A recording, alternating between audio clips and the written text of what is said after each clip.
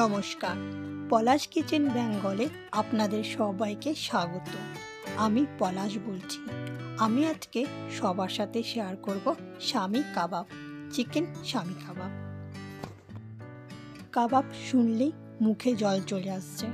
ওপর থেকে শামি কাবাব, চিকেন শামি কাবাব মুখে দিলেই গলে যাচ্ছে, মনে হয়নি কাবাব খেয়েছি। একটা খেলে কিছুতেই মন ভরবে না, মন চাইবে আরও খেতে।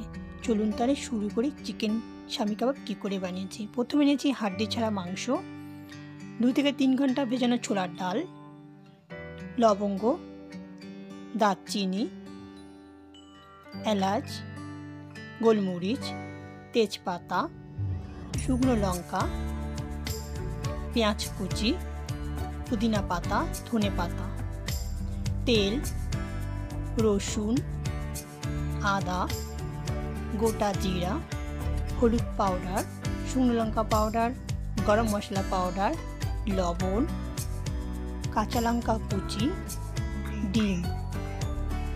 প্রথমে ডালটাকে সেদ্ধ করব, ডাল আর মাংসগুলো। আমি এখানে 1 বাটি ছোলার ডাল নিয়েছি, যেটা ভেজানো ছিল 2 থেকে 4 ঘন্টা। এখানে বড় 1 কাপের জল নিয়েছি, বেশি জল নেব না, 1 কাপই জল লাগবে।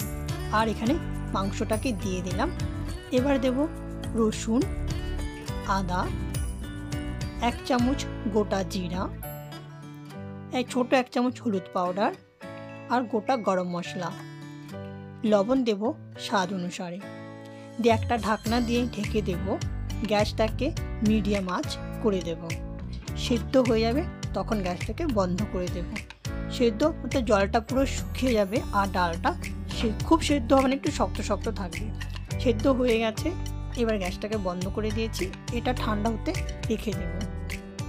এবার একটা মিক্সার জারে একটা পেস্ট তৈরি করে নেব।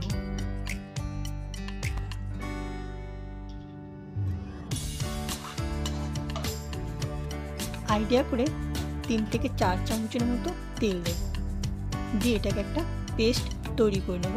পেস্টটা তৈরি করবে, একদম স্মুথ হবে না, একটু দানা দানা টাইপের থাকবে। এই দেখুন হয়ে গেছে, একদম স্মুথ হয়নি, একটু দানা দানা আছে।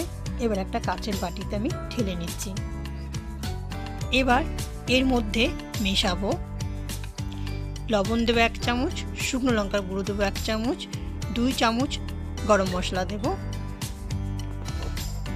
লঙ্কা কুচি দেব, পেঁয়াজ কুচি দেব, পুদিনা পাতা দেব আর ধনে পাতা দেব। একটা ডিম ভেঙে দেব আর একটু তেল দেব। দিয়ে ভালো করে এটা আটার মতো মেখে নেব। আটার মতো মেখে নিয়েছি।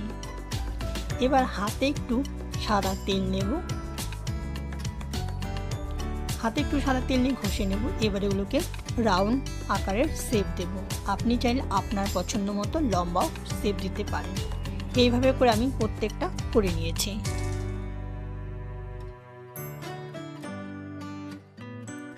এবার আমি এগুলোকে হালকা শ্যালো ফ্রাই করব। তো গ্যাস অন করে ফ্রাই প্যানটা গরম করছি। গরম হয়ে গেছে, এবার সাদা তেল দেব। তেলটা গরম হয়ে গেলে এক এক করে কাবাবগুলো দিয়ে দেব।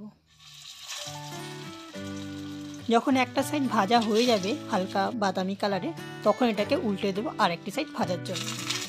আপনি চাইলে এখানে ডিপ ফ্রাই করতে পারেন, আমি এখানে শ্যালো ফ্রাই করেছি।